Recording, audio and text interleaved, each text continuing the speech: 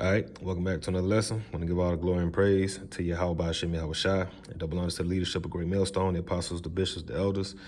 Peace, mercy, and grace to the household of faith, the elect, beginning with the 144,000. Shalom, welcome back again to another lesson, man. I want to talk about this World War III. I was just kind of meditating on these, the alliances and how, history repeating itself and how you've already had 2 world wars. And, there's a lot of talks of the third World War, which is in the scriptures, Revelation 11-14. All right, behold, the third woe cometh quickly, right? And we know that's the third world's war. It was speaking from a future tense at the time of Apostle John, recording it. But, we pretty much already in the midst of the third world war, because even when you look at the history of the wars, it began with, two parties, and then other parties ended up, being tagged into it, And right now, I made a list of some conflicts right now and some of the alliances of these nations who are having conflict with one another, and just wanted to talk about it, man. While it was on my spirit, I was just kind of meditating on it. So, right now, the main conflicts in the earth right now is between China and Taiwan. China wants Taiwan back. Taiwan, I think, was a part of China at one point. Taiwan, they're known for speaking English, and, they're close ally with the U.S.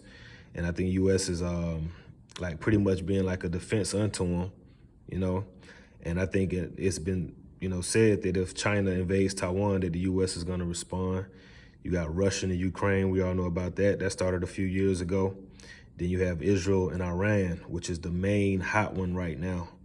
So when you look at the alliances of China, they got Russia, Pakistan, North Korea, other Central Asian nations. Then you got Taiwan, who has the U.S., Japan, and some Latin American and Pacific nations. But their main allies, the heavyweight allies of the U.S. and Japan, which Japan ain't really no heavyweight, but U.S. is heavyweight, of course. You got Russia and Ukraine. Their allies, the Russian key allies are other former Soviet Union nations, but they also have China, Syria, and Iran. Then the Ukraine got, beast nation allies, right? EU, NATO, which NATO includes a lot of the countries from the EU, and then you add US and Canada into that, and that's NATO. That's the modern day beast system. That's the beast nations, all right? The Roman Empire. Then you have Israel and Iran. Israel, key allies of US, Canada, UK, Germany, Australia. Iran got Russia, Syria, Hezbollah, Hamas, Houthi, with pretty much Muslims, Lebanon, Palestinians, and Yemen. Then you got Iraq, so a bunch of Muslim nations, remind me of the scripture, the dragons of Arabia, for some reason. But then I made a note of India, because India's kind of a little neutral. We know that they have their issues with Pakistan, which is, their neighboring nation. But a lot of India's allies are actually key nations that are at odds with each other. So U.S., Russia in there, France, Israel, Japan, Australia, right? And amongst all these nations, you have some of them that actually have nuclear capability. So like it says in the mouth of the prophet Jeremiah, chapter 50 or 51, it says, all them that bend the bow, shoot at her and spare no arrows. And that prophecy is talking about the Babylon the Great, which is the U.S., and it's basically saying that all nations that got nuclear weapons, let them fire. Let them go at Babylon and don't hold back, right? Because the Lord is going to shoot, Babylon up with missiles. And as of right now, the nations that have nuclear capability is the U.S., Russia, China, France, the UK, India, Pakistan, North Korea, Israel, and Iran. But I believe that it's going to be more nations added to this list as we go further along. I believe more nations are going to either host nuclear weapons, or they're going to have nuclear weapons. But we'll see. But like I was saying in the earlier conflicts, other nations got drawn into the conflict. So like Jeremiah 49:20 says that the least of the flock shall draw them out. So Israel, which represents the least of the flock of Esau, is going to draw out the United States into big shit. All right, ultimately it's going to lead to all the nations, turning on her, especially EU, according to Revelation 17:16. The 10 horns shall hate the whore and burn her with fire.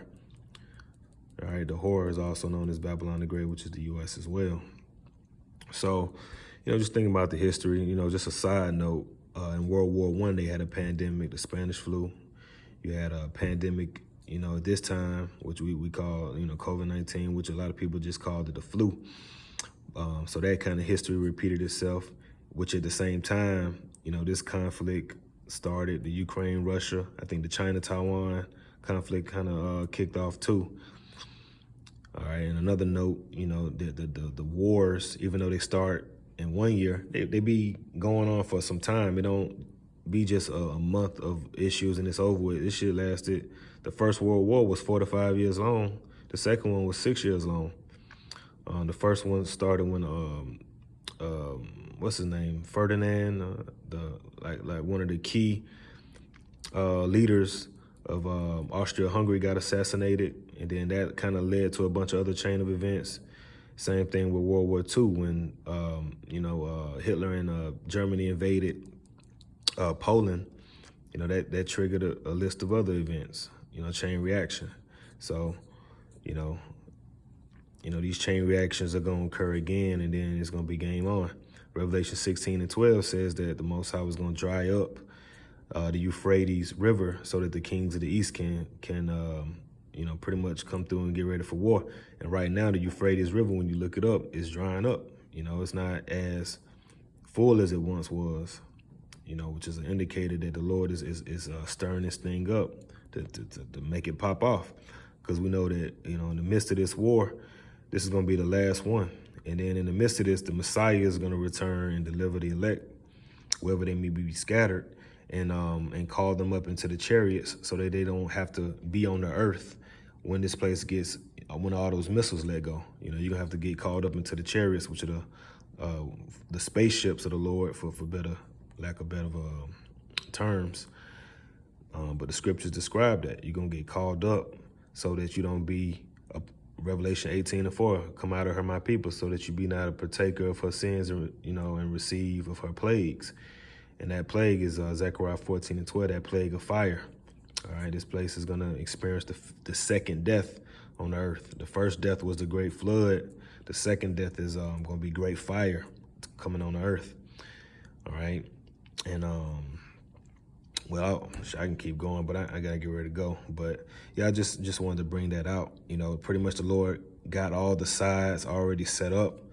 And looking at these alliances, it's funny how they all kind of link up, and they're not like mixed. They don't have like one nation against another nation who have alliances with one nation that's allied with that other nation. It's like Russia is only allied with China, with Iran, which Iran is against Israel, it's against the U.S. So it's like they ain't even mixed and mingled. So it's like it's perfect, everything that the Lord do is perfect. So yeah, man, I just wanted to bring that out, man. I pray it was an edifying lesson. Again, Revelation 11:14, watch, because the third woe cometh quickly, and we already in it. And like I just did that last video, Revelation 13:17, and he calls it all both small and great. You won't be able to buy or sell except he had the mark. Once that's made mandatory, this thing is going to go quicker. Next thing you know, it's just going to keep escalating. It's going to be missile shot before you even know it. All right, so watch as well as pray. Prayer was edifying lesson. On to the next one.